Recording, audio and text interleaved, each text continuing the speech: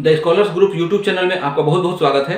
Memory based question मैं यहाँ पर कर रहा हूँ। यूजीसी नेट पॉपुलेशन स्टडीज़ का पेपर 22 फरवरी 2023 को हुआ था। उसमें कुछ मेमोरी बेस्ड क्वेश्चन मेरे पास आए हुए हैं जो कि लगभग 40-50 क्वेश्चंस हैं। 10 क्वेश्चंस मैंने ऑलरेडी किया हुआ है और ये इस सीरीज में सेकेंड वीडियो है जिसमें 10 क्वेश्चन फिर मैंने यहाँ पर अरेंज किया हुआ है।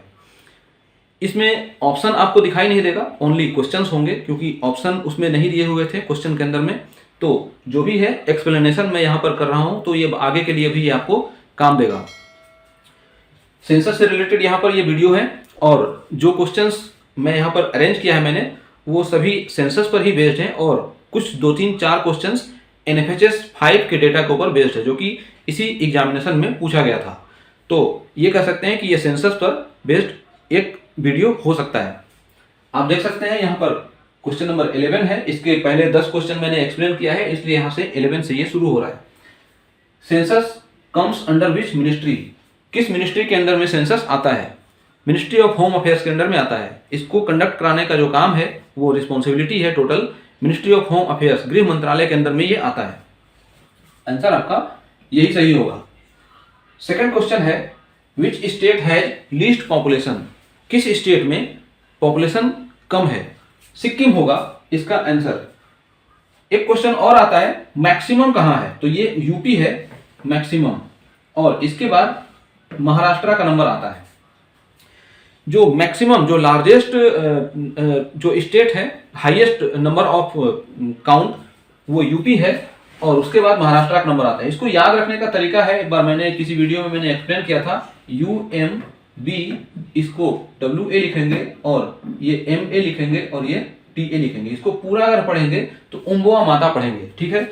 ये उत्तर प्रदेश होता है, ये महाराष्ट्र होता है, बिहार होता है, ये पूरा वेस्ट बंगाल होगा, ये मध्य प्रदेश होगा और ये तमिलनाडु होगा। तो यहां से लीस्ट पॉपुलेशन का जो स्टेट है वो सिक्किम है।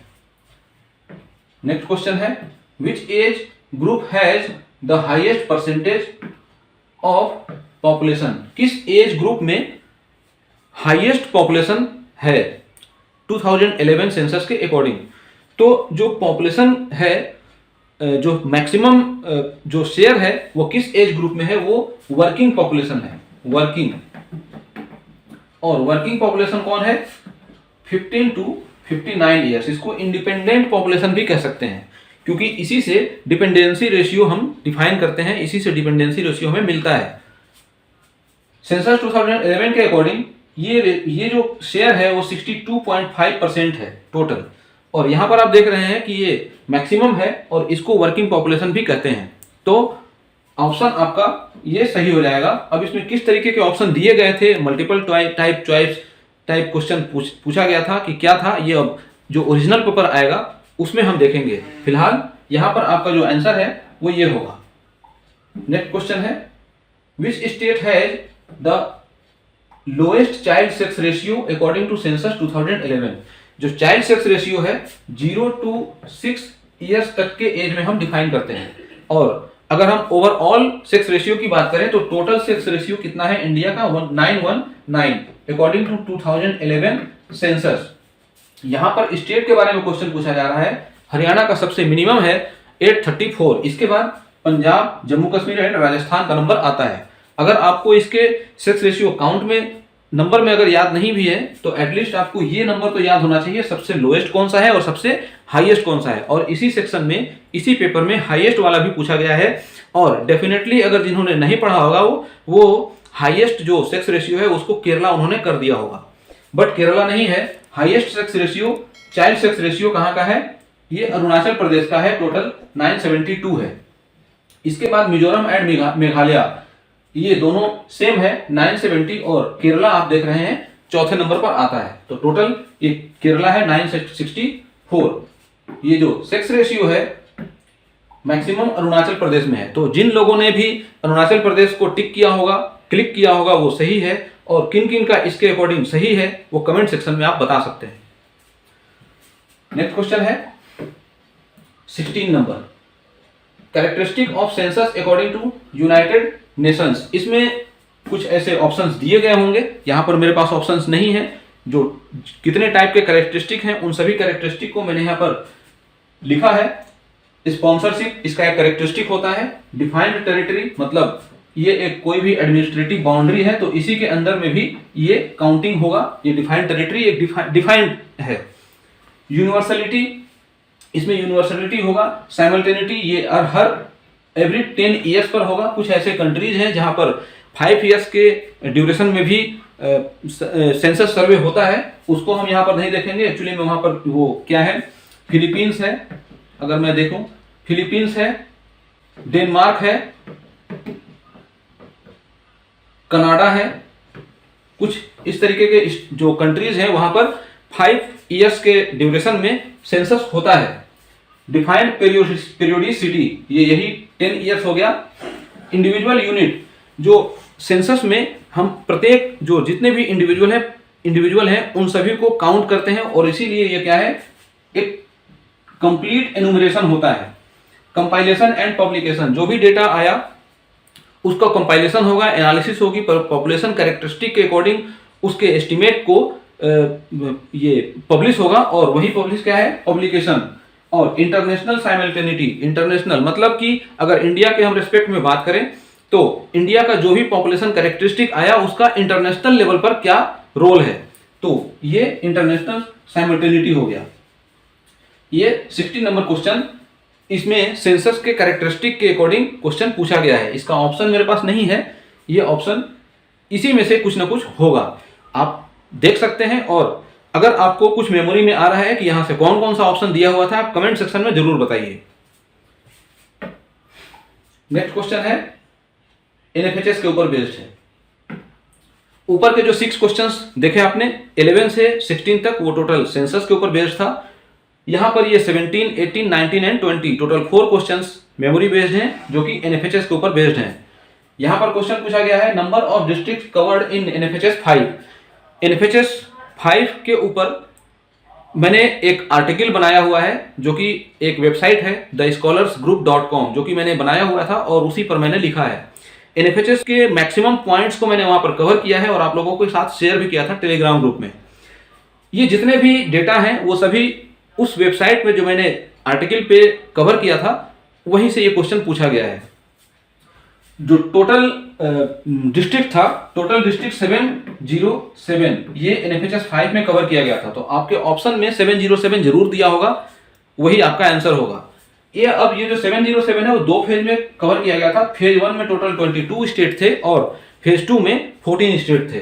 फेज 1 में जो 22 स्टेट थे वो कुछ इस तरीके से डिवाइड था, 17 + 5, और ये इंक्लूड था इसमें 342 एंड फेज 2 में 14 स्टेट्स जिसमें 11 स्टेट एंड 3 यूटीज थे और ये इंक्लूड होता था 365। इन दोनों को ऐड करेंगे 707 आएगा और यही 707 आपसे पूछा गया है, तो ये आपका आंसर हो जाएगा। और इसमें नेक्स्ट क्वेश्चन आता है percentage of unmet need for spacing according to NFHS 5। ये क्वेश्चन भी वहीं से आ रहा है, इसका ऑप्शन कुछ दिया होगा और भी रिलेटेड, तो इसका आंसर क्या हो जाएगा एनएफएचएस 5 के अकॉर्डिंग 9.4 और एनएफएचएस 4 में ये 12.9% था जो कि 3.5 इससे कम है, मतलब अनमेट नीड फॉर स्पेसिंग ये अचीव हुआ है 9.4। तो एनएफएचएस 5 के अकॉर्डिंग ये आपका सही हो जाएगा। हो सकता है कि ये 9.4 आपसे क्वेश्चन आपको जो ऑप्शन है वो ना दे करके अराउंड 9 दिया हो, अप टू 10 दिया हो, ये हो सकता है कि दिया हो, बट एग्जैक्ट जो है 9.4% है। नेक्स्ट क्वेश्चन है 19 नंबर, और ये क्वेश्चन भी डायरेक्ट वहीं से क्वेश्चन आया है। मैंने उसी वेबसाइट से जो मैंने ग्राफ लगाया हुआ है उसी ग्राफ को मैंने यहां पर दिखाया है। एनएफएचएस 5 का जो रिपोर्ट है उससे कंपाइलेशन करके ये बनाया हुआ है। यहां पर इंस्टीट्यूशनल डिलीवरी की बात हो रही है, percentage of institutional birth according to NFHS 5। आप देख रहे हैं कि जो एनएफएचएस 1 था 92 में जब आया था उस समय 26% ये इंस्टीट्यूशनल बर्थ हुआ करता था। जैसे जैसे एनएफएचएस होता गया उसमें ये रोल और आगे दिखता गया और ये ग्राफ इस तरह से बढ़ा, और अभी जो एनएफएचएस 5 में 88.6% इंस्टीट्यूशनल बर्थ हम ये अचीव कर चुके हैं। अभी आने वाले जो सीरीज है एनएफएचएस 6, 7 जो हो रहा है उसमें ये और भी अचीवमेंट आपको दिखाई देगा और ये ग्राफ और भी ऊपर जाएगा। मतलब कि रुझान बढ़ी है और लोगों के अंदर ये विश्वास हुआ है गवर्नमेंट के प्रति कि वो इंस्टीट्यूशनल में भी डिलीवरी कराएं, बर्थ कराएं। तो बेसिक इसका एक ये आइडिया है। नेक्स्ट क्वेश्चन है 20 नंबर और इस सेशन का ये लास्ट क्वेश्चन होगा। 20 नंबर क्वेश्चन जो है, which information is covered under NFHS 5। NFHS 5 में कौन सा इंफॉर्मेशन कवर किया गया है? इसमें 2-3 कीवर्ड मेरे पास थे, domestic violence, antenatal care and morbidity, इस तरीके का ऑप्शन था, और साथ में डेथ ड्यू टू एक्सीडेंट्स ये भी था कुछ। तो इससे मुझे ये अंदाजा लगा कि इसमें ऑप्शन जो है इसी यही 3-4 पॉइंट्स दिए हुए होंगे। तो बेसिकली जो एनएफएचएस है वो हेल्थ से रिलेटेड होता है, नेशनल फैमिली हेल्थ सर्वे। तो यहां पर डोमेस्टिक वायलेंस की बात जब भी होगी तो वो महिलाओं के प्रति होता है। यहां पे ये इस पर एस्टिमेट प्रोवाइड करता है। एंटीनेटल केयर, बर्थ से पहले का जो केयरिंग होता है वो भी इसमें आपको देखने को मिलेगा। मोर्बिडिटी ये भी देखने को मिलेगा और डेथ भी देखने को मिलेगा, लेकिन डेथ ड्यू टू एक्सीडेंट ये नहीं मिलेगा। तो ये इसमें आंसर ये वाला शायद क्या है, विच इंफॉर्मेशन आर कवर्ड। तो ये इस आर है, तो हो सकता है कि ये ऊपर के जो 3 है ये कवर होंगे, इस तरीके का ऑप्शन दिया होगा, और ये वाला इसमें कवर नहीं होगा। तो death due to in accident ये एनएफएचएस में कवरेज नहीं होता है। तो टोटल आपका 20 नंबर क्वेश्चन तक हुआ, जो कि इस सीरीज में मैंने 10 क्वेश्चन को डिस्कशन किया।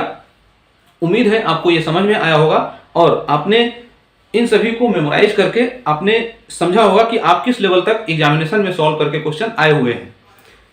वीडियो आपको डेफिनेटली अच्छा लगा होगा, और अच्छा लगा है तो आप लाइक बटन क्लिक कर दीजिए, बेल आइकन को भी क्लिक कर दीजिए, ताकि मेरे आने वाले कोई भी नोटिफिकेशन आपको मिलता रहे, जो भी मैं कोई वीडियो अपलोड करता रहूं।